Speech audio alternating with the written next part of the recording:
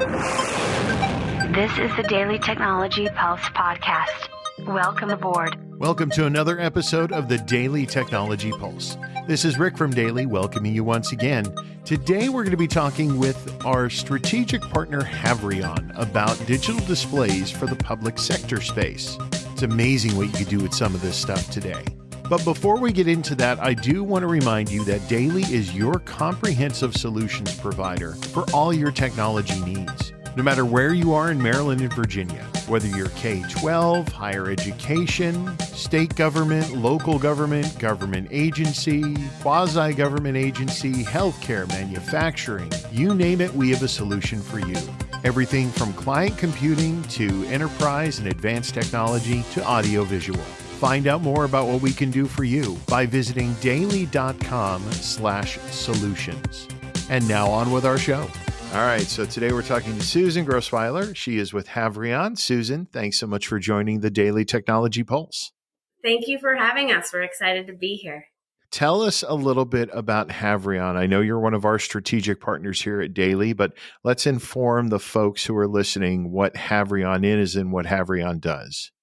Havrion, at the core of our technologies, is really a data-driven outcomes company. We really look and focus in on technologies that are going to help support K through 12, higher ed, and even stadium and arenas. At Havrion, our mission really is to create an innovative technology that significantly enhances performance and protection through the interconnectivity of actions. We do this activation-driven outcomes approach to solutions out in the market. Excellent. And then how long have you been with the company? I have been with the company officially 3 years, but I did do some work with them prior to coming over, which is what drove me and interested me in coming over to Havrion. I will say you and I got to spend a little time together while you were at the Daily Technology Showcase, and those were some really great events. And I understand you had some fantastic conversations during the two shows. We did. First off, we love being a part of these shows every year, getting out and being able to meet with Daily's customers on a more intimate basis,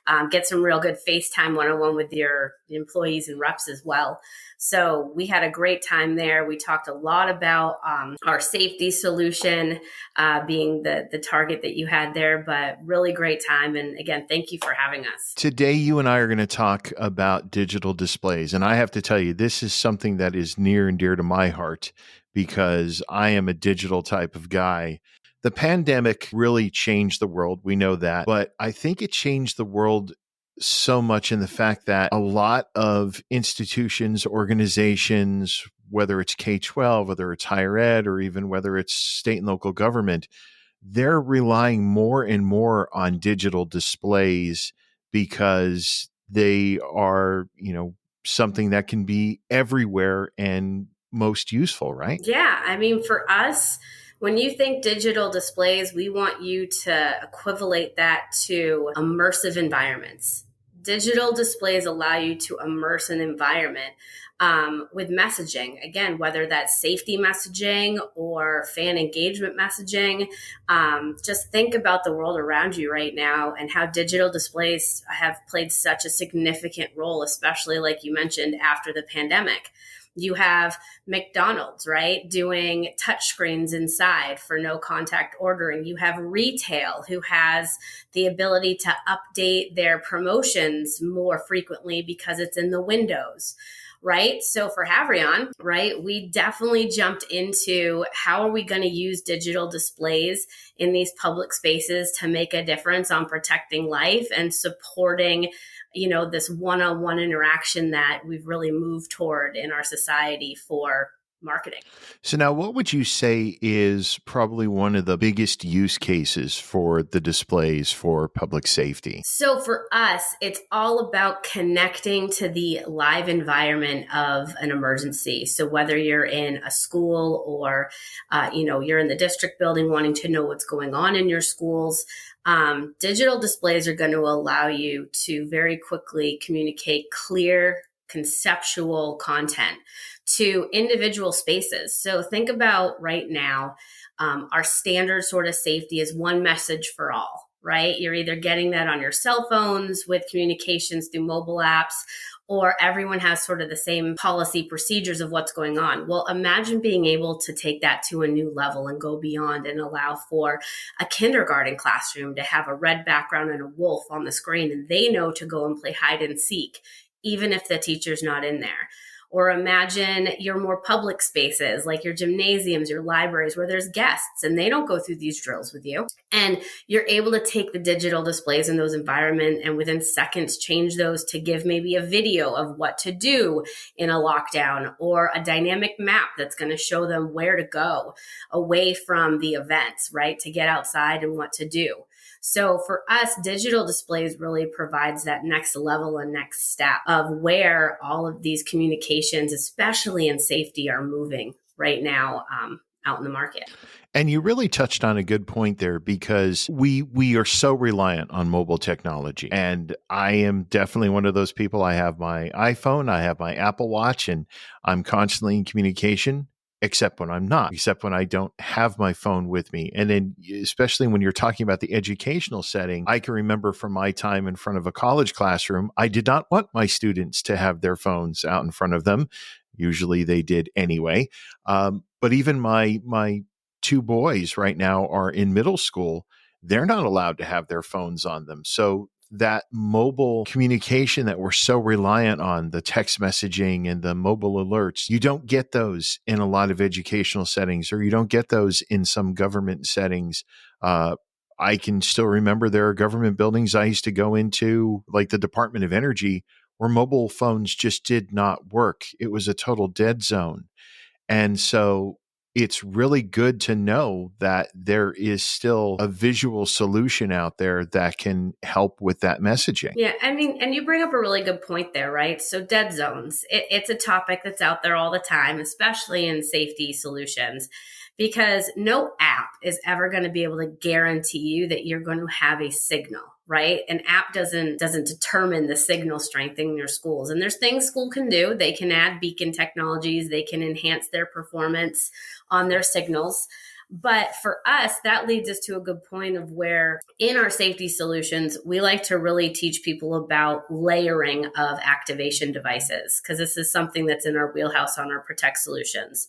So whether that's having your teachers with the mobile apps for quick and convenient communications and activations, but also two-way communications during an event, that's great.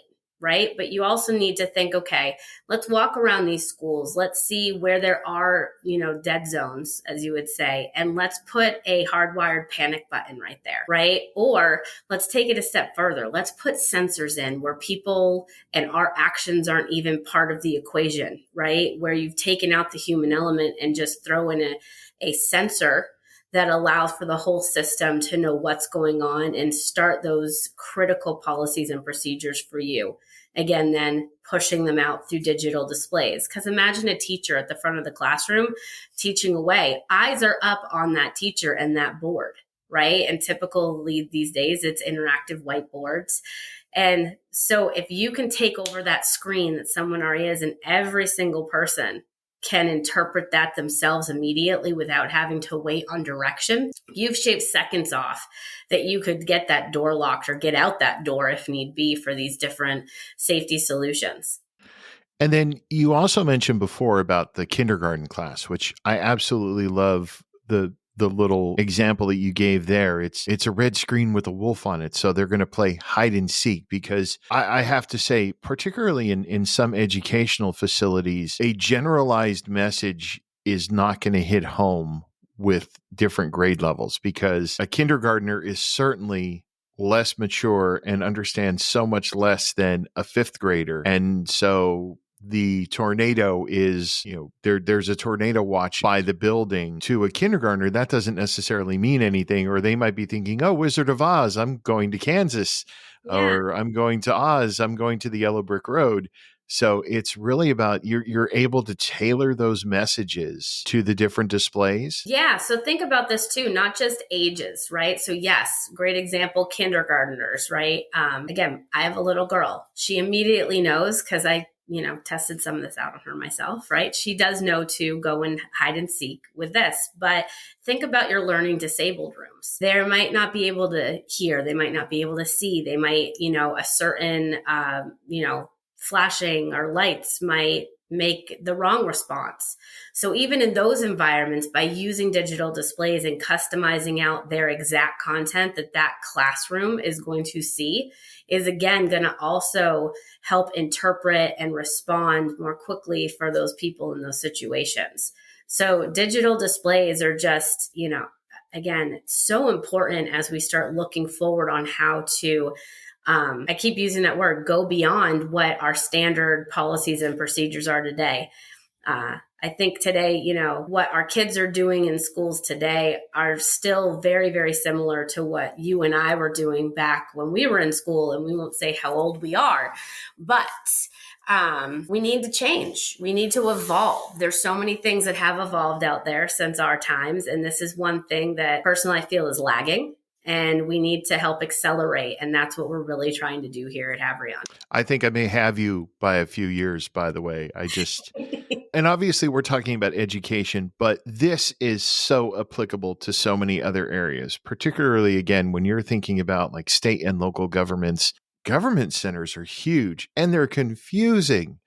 And so, having that digital display, is there a solution for a digital display where you can actually tell people where to go? Because that's one of the 100%. things I find every time I go to a government center, I'm completely and utterly lost and I have to ask 5 different people where to go. Oh, yeah. Well, think about government center, or the other one I think of that's a labyrinth is a hospital, right? Like you have no clue where to go. I mean, especially in the one in my town, I won't shout out to where that is, but you get lost, right, for hours in there.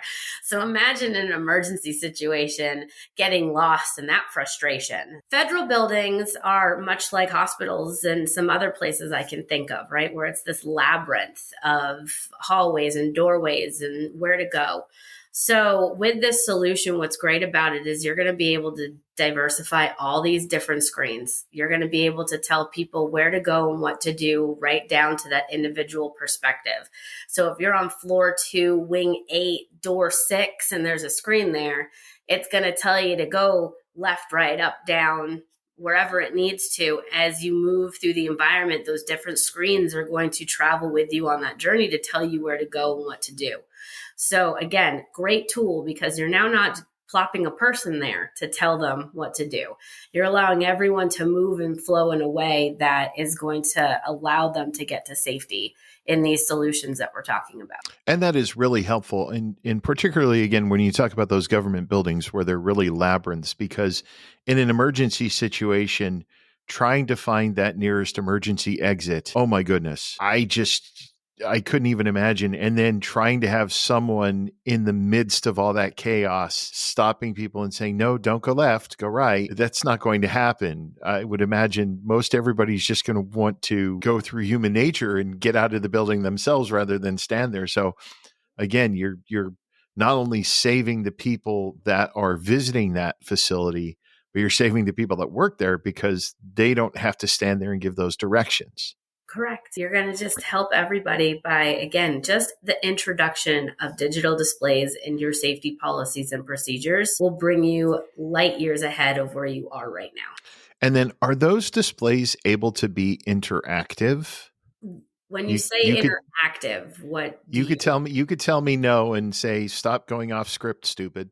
No, I'm just curious. So right. So like a touch screen where I could activate. You can activate from a touch screen, right? Depending on the brand of display, you're able to activate, and then that screen is taken over. But one of the big things in a safety, scenario is that those screens get locked down. So no one can navigate across from it. So that interactive capability is disabled during a safety event. Because you don't want, someone to go and say, well, it might not be a real evacuation and keep on going with whatever they're doing. Because I'm sure you've been in those office buildings when the alarm's gone off and everyone just sort of looks around and goes back to work, right? So Correct. for us, we've put in some fail safes that when those things occur, those displays do become inoperable only with the messaging that's being provided. And that gives another great point, because the fire drill is one of the worst things to happen to office buildings, because nobody moves. Everybody just sits there and says, oh, they're testing the alarm system today. So you literally could have these digital displays, one that says, this is a test, you're supposed to be pretending like there's an emergency, and another that says, no, this is an actual emergency, you need to get out now. This would have helped me 8 years ago. I was in a large, very high rise for my office job, and the alarm went off, and none of us thought anything of it. Nobody moved. No joke. It was probably 12 minutes before someone actually came on our floor in fire apparel, firefighter, and said, yo, let's go. This is a real fire. Like, you need to leave. And we're like, oh, right. So everybody left the building. Come to find out, 5 floors above us was on fire because of a microwave that someone somehow blew up. We're watching the smoke billow out just a few floors above us, and we're all just like, dude, you know what I mean? It was this wash that you didn't know if it was real or fake. And in those scenarios, again, we didn't know. And a digital display, even if it was just, a small display somewhere prominent in your office that someone checks when this goes off, right? That said that this is not a drill, like this is a real fire, everyone would have proceeded out of there sooner. And luckily there was no injuries, no loss of life during that one, but it could have gone worse. Let's just go with that. So it really could have gone downhill quickly. Yeah. So again, this technology is so important. Or think about there was a sports venue, right, that we all heard about a year ago that had a shooting out in front of it. And everybody in the stadium, the doors got locked and no one knew why they were getting locked down. And they finally came over the PA and were saying, that there was this event out front and please stay in the stadium. But imagine if we could have taken over that environment with all their displays around there and been able to say that this is what's going on and have everyone sort of disperse into certain areas and understand what to do. Again, we're just going to enhance and help these different events turn out in a more positive light when you can communicate better and faster. Yeah. And that protection, the protection side of it is absolutely imperative in today's world. I mean, between everything that could happen. And unfortunately, that's just where our world is today. We have to try to prepare for everything. And it's really difficult to prepare for everything. But if you have that preparation and then you have those displays where you're able to show those certain messages, like you said, you could even show a video, everything from, duck and cover to stop, drop, and roll. Yeah. And let people know just exactly what's expected of them. That's fantastic. Now, I know Protect is a big side of the Havrion portfolio, but I also know that there is another side that you are, that still has to deal with these digital displays, but puts it in a different light rather than just protection. Yeah. So listen, at the very core of Havrion, we came out of tragedy. Right. So we are very heavily focused on how this technology can support safety first. But over the last few years, we've also seen how we're already in these environments using digital displays. So we launched a new platform this year called Perform. And Perform is all about engagement with fans and guests that is going to allow you to do a couple things. One is that we've launched a basically new generation of IPTV driven on Samsung's Tizen. And it really streamlines down the approach to how IPTV is provided in these larger arenas and public spaces. And we've been very fortunate that, we've had this great partnership with Samsung and we've been able to find this solution that just really is groundbreaking in what we're doing with IPTV.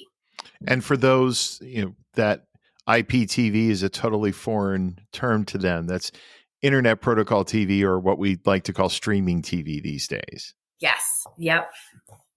So on my Samsung TV, when I'm seeing that Samsung TV, that's Havrion? So not per se. So it's all within Okay. the event. So think about this. Your location is going to have their streams of whatever they want to show for channels. I always say, think of that of the puzzle pieces. They're buying the puzzle pieces. Havrion then puts those puzzle pieces together to make the shows that you are watching on those digital displays. And again, we do this all through a streamlined approach with Samsung SoC screens and their Tizen, not needing to add on all this additional hardware on the back. It's literally hang the display, pop in magic info, and you have IPTV running in these arenas and these stadiums. And it's, again, much more streamlined than what the legacy way of getting IPTV into these large scale venues has been in the past. The other part of this is the actual Perform solution. So Perform has a branch that we call Engage, and Engage is exactly what it is. We are engaging with fans through digital displays, allowing them to enhance and improve their experience at these live venues. So whether that's a digital display is telling you different ways to go because there's congestion in one area, because you might have a concourse and bathrooms and concessions all in one spot and it's gotten really dense. We're able to say, hey, go this way for the quickest bathrooms, go this way for an opportunity to do a one-on-one with, this car or this digital display that's going to bring up, players, images for screens and pictures and all of that. I really love the idea of using that within a sports venue context, because I will tell you, I was just at a basketball game this past weekend in Chapel Hill, North Carolina, at the Dean E. Smith Center at my beloved University of North Carolina at Chapel Hill, watching my beloved Tar Heels, go Heels. And I had my 13-year-old son with me, and we decided it was time for a bathroom break at halftime. And had we walked 15 feet to the left, we would have been able to be in and out. But because we walked 10 feet to the right, we ended up standing in line and missing the entire halftime show. So the ability for, whether it's college campuses or professional sports or anywhere, to be able to have these immersive, displays where, again, it creates a unique experience and gives that guidance. I think that's something that a lot of folks could really use. Yeah. I mean, we want to help improve getting out of the house, right? After being locked up in your house for a couple of years now after the pandemic, we want to get people out. We want to help these public spaces improve those engagements. And really, the nature of just who we are today as people, we sort of demand that you improve these engagements, right? Going to a baseball game from when I was a kid to going to a baseball game now, there's a lot more, right? There's always kid zones and fan zones and things happening in the concourse. So they're really trying to make an experience even outside the sporting event, which is, again, a big departure from when we were kids. You went to the Red Sox to watch the Red Sox. And if you didn't watch the Red Sox with my grandfather, then you were in trouble. Like, you don't get up. You don't even go to the bathroom during a game with my grandfather. But now it's, hey, I'm going to take our daughter over here and go play. I want to run as fast as the shortstop, or I want to go over here and practice my hoops like this player, right? So there's all this going on, and our solution just enhances that even more with now helping you with guided suggestions on what to do, where to go. And again, driving some of this back to the administrators, though they know, hey, we need to get more people out in this area to help with this, or hey, we need to move up the cleaning schedule on this area because we've seen that there's a lot more traffic here, right? So really, again, just improvement all around to make this immersive environment just that much better. That is amazing. And, I have to say, again, when it comes to the work that Havrion is doing, I'm fascinated by it all. And I'm sure there are a lot of people out there that would certainly love to, to witness this firsthand. Is this something that you're able to provide, unique demos for anybody who would want to see what type of solutions you could possibly provide in their environment? Oh, yeah. So, first and foremost, reach out to your partner, especially daily, right? And they can get in touch with us for demos. I actually have a little screen in my office too that I can actually show me activating. But we also have other places like the Samsung EBCs across the country that we also have the solution up and running that you can go in and see these solutions firsthand.